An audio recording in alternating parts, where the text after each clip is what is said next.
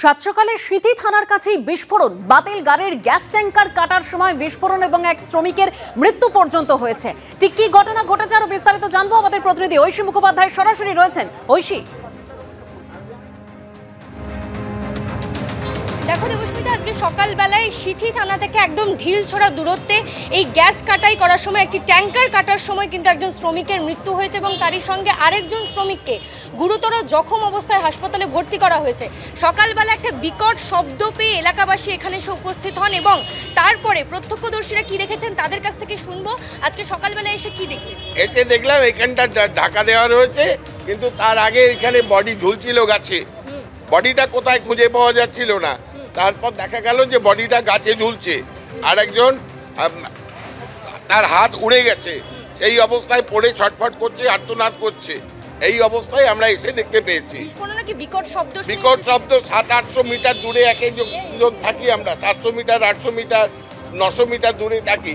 এত জোরে আওয়াজ কিসের, এই উৎস সন্ধান করতে করতে আমরা এখানে এসে পৌঁছই। অর্থাৎ সকালবেলা একটা বিস্ফোরণের বিকট শব্দ তারা শুনতে পান। এখানে স্ক্র্যাপ গাড়ি যে সমস্ত রয়েছে সেগুলো কাটাইয়ের কাজ হয় এবং এই যে ওয়ার্কশপগুলো রয়েছে সেই ওয়ার্কশপেরই মধ্যে একটি ওয়ার্কশপে এই যে পেট্রোলের যে ট্যাঙ্কার হয় সেই ট্যাঙ্কার কাটাই করার সময় একজন যে শ্রমিক ছিলেন তার কিন্তু মৃত্যু ঘটেছে, তিনি বিস্ফোরণে মারা যান এবং একজনকে গুরুতর জখম অবস্থায় পার্শ্ববর্তী হাসপাতাল আরজিকর হাসপাতালে ভর্তি করা হয়েছে এবং প্রত্যক্ষদর্শীরা যেমনটা বলছেন যে বিকট একটা শব্দ শুনে, বিস্ফোরণের শব্দ শুনে তারা সকালবেলায় এখানে এসে উপস্থিত হন। দেবস্মিতা, ধন্যবাদ ঐশী। আসছি পরের খবরে। আবাসের তালিকা প্রকাশের পরেও নামখানায় গ্রামবাসীদের বিক্ষোভ। গ্রাম সভা চলাকালীন সরকারি কর্মীদের সামনেই ক্ষোভ উগরে দিলেন আবাস বঞ্চিতরা।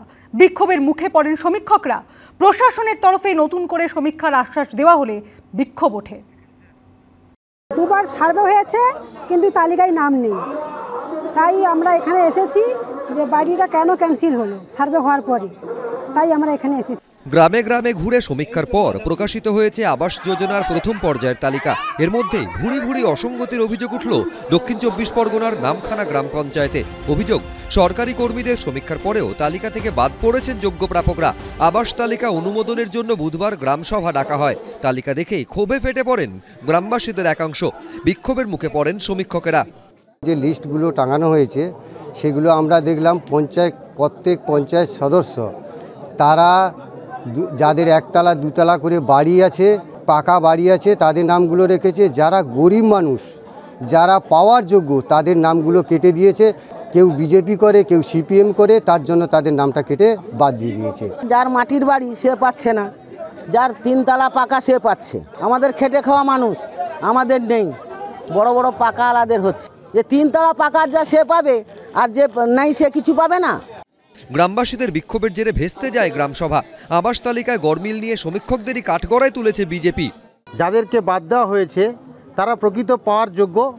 যারা সার্ভেয়ার গেছিল তারা দলগতভাবে যারা তাদের দল করে, যারা বিশেষ করে তৃণমূলটা করে, তাদেরকে তারা অ্যাকসেপ্ট বেশিরভাগ করিয়েছে এবং যারা মূলত বিরোধী দল করে তাদেরকে তারা উদ্দেশ্য প্রণোদিতভাবে কেটে দিয়েছে। ভোটারদের আবেদন 2420 মধ্যে যে 1661 যে এলিজিবল মানে সম্ভাব্য যোগ্য তালিকায় রয়েছে তাদের আবেদন, যে এর মধ্যে অনেক পাকা বাড়ি, ছাদওয়ালা পাকা বাড়ি রয়েছে, সেগুলো ক্যান্সেল করতে হবে।